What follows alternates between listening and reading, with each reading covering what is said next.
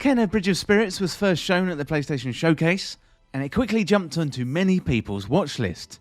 But after a few delays, the game is finally here, and EMber Labs have put together something pretty special for their first game. So there's clear inspirations from the Legend of Zelda, and this action-adventure game has got me excited for what EMber Labs may produce in the future.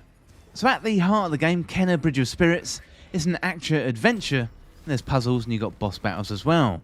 So at times, it does feel like a throwback to a PlayStation 3 era-style game, given it's not really open world, it's more of a series of set pieces and corridors through levels. However, there is a high level of polish here, and I think it is good enough to check out. The first thing that hits you is the striking beauty of Kenna Bridge of Spirits. Now, it's a really good looking game, most likely rooted in EMber Labs' past as a 3D animation house. And I have mentioned Legend of Zelda already as an inspiration, and EMber Labs went as far to create a fan film based on Majora's Mask called Terrible Fate. If you haven't seen it before, you should definitely check it out, it's really good. So since EMber Labs have gone on a journey to make Kenna Bridge of Spirits, and their first game is a decent start on PlayStation 5 and PC.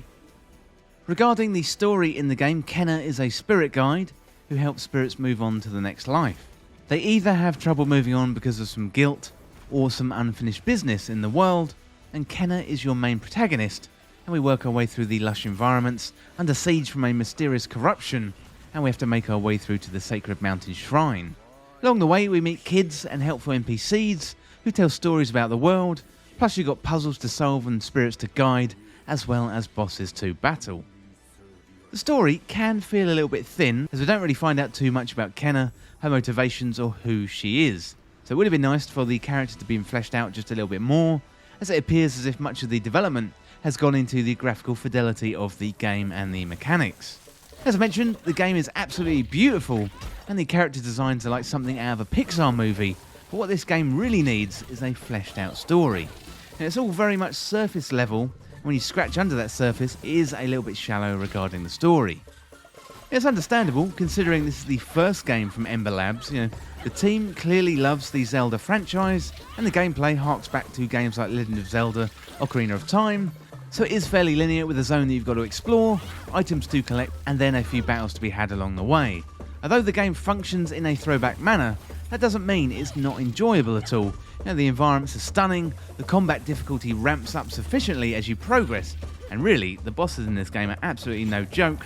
This isn't Disney's Dark Souls by any means, but there is a challenge in here for sure. So there's a formula to Kenna Bridge of Spirits, so you'll come across a lead for a new spirit, explore an area, battle various enemies, and then face off against a spirit in an effort to get them move on into the afterlife. And as you make your way through an area, you're going to learn more about the spirit's subject, understand why they're stuck, and also what troubles they have, before coercing them off into the afterlife with your weapons. Talking of the weapons, combat in Kenna Bridge of Spirits is pretty good fun. It's fast, it's challenging, and also pretty straightforward. You've got your standard light attack, your heavy attack, there's dodge combinations, and also then a few hours into the game, you're going to unlock a bow, and that certainly makes things much easier, as you can attack at range. It's all just pretty straightforward, and it is good for new players, and perhaps this game is aimed at a younger demographic, given the graphical look and feel, but there isn't really much beyond what I've described, meaning there's not really much depth to the combat. This certainly isn't Horizon Zero Dawn, and that is somewhat of a minus point for the game. But looking on the positive side, it's quick to pick up and play, but beyond that, there isn't really much complexity or variety in the combat. Well, early on in the game, you're going to meet the Rot. These are tiny, cute little creatures that you collect as you progress, similar to finding Korok seeds in Breath of the Wild. So, however, these cute little guys have much more of a purpose than simply little collectibles. You can control and direct the Rot. For example, you'll be directing them around to cleanse the environment of corruption, as well as move items. You can either launch them at enemies or spirits and cause some pretty good damage, and each area has a bunch of Rot to find and collect, and you can even buy them little hats. Hand in hand with combat is resource management, so as you fight you're going to build up courage, and that is needed to attack enemies with the Rot. So this is also needed to cleanse the surrounding area, so you need to be smart as to when you use it or not. So if you do run out, not to worry too much, simply attack enemies to replenish your stocks, and it does make for some interesting tactical decisions. However, as you can often have to choose between using your resources to fight or using them to replenish your health. So as you progress through the game, there's upgrade paths for your movement abilities. For example, Kenna gets a dash attack, a stronger melee attack, and also a parry reply attack. However, they don't really reward you for the time and effort that you put in upgrading Kenna in the first place. So in certain situations, they're quite useful, but given the time required to upgrade Kenna, these abilities should feel a little bit stronger in my opinion. There's also the weapon upgrades too, and include a very useful charged bow shot and the ability to activate slow motion, which makes taking out tough enemies much easier than at the real-time speed. So movement abilities are a little bit meh, but the weapon ability upgrades, they're well worth the investment. So then you got the boss battles. They are particularly good and, might I say, quite challenging too. So each boss feels like its own set piece, and it doesn't feel like the mechanics have been reused, and each one feels unique and rather satisfying. Complementing the combat are the other parts of the gameplay loop as well, namely the exploring, the platforming and the puzzle solving. So this is one of the more delightful elements of Kenna Bridge of Spirits. The platforming feels pretty good, exploration is satisfying, especially in a world as beautiful as this one.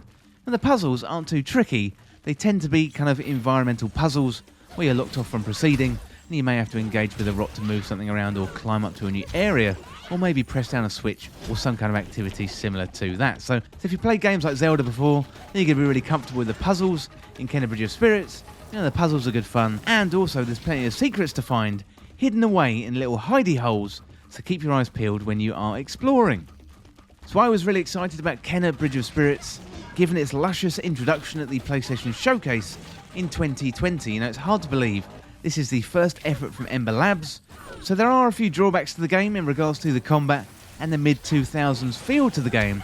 However, I do think this is a great effort from an indie team, and it also makes me really excited for what they're going to do next. It is a gorgeous looking game hands down, plus it's an ambitious new IP. In a time where we are surrounded by remakes and sequels, you know, hats off to the development team for creating a new story and a new world, and I'd recommend seeking it out, and if you enjoy single player action adventure games, this one could be for you. So the game was developed and published by EMber Labs. It's available for PS5 and PC via the Epic Game Store, and it was originally released on the 24th of September 2021. Well, that is it for my review of Kenna Bridge of Spirits. You know, there's ups and downs in that game, but overall I think I would recommend it. And as always, thank you so much for watching. Hit that subscribe button down below and subscribe to This Week in Video Games. If you want to join the community, check out the Discord link in the description, or you can follow me on Twitter at TWIVG Podcast. If you enjoyed this video, found it useful, liking and sharing the video would really help me out. Otherwise, check out the other videos on the channel. Thanks again. I'll see you soon.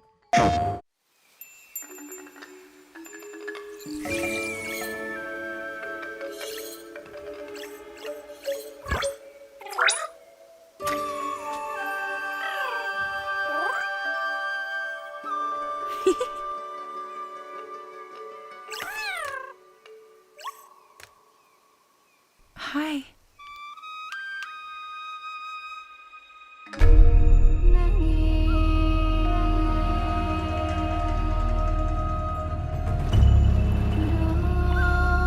The rats seem quite fond of you. They're usually timid. Something tells me you did not come to our village looking for forest creatures. Hello, Spirit. I seek passage to the Sacred Mountain Shrine. Our village is bound to the shrine's energy.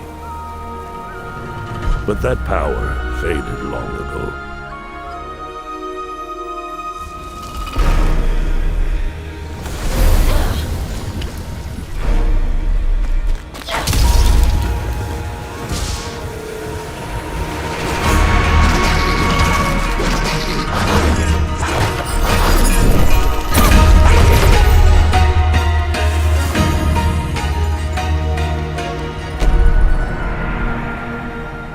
Trapped spirits linger here, tangled in the tragedies of our past. You must help these spirits if you wish to reach the mountain shrine. It's okay. You have to go now.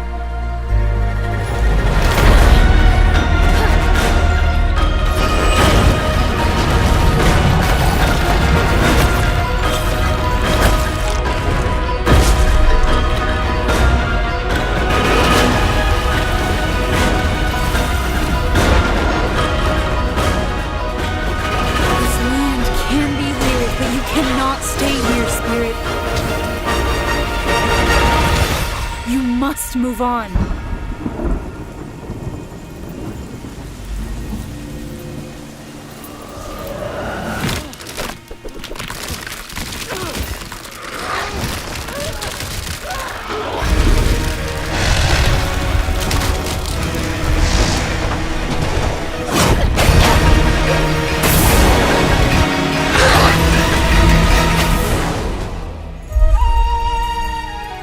The path of a spirit guide is a lonely one.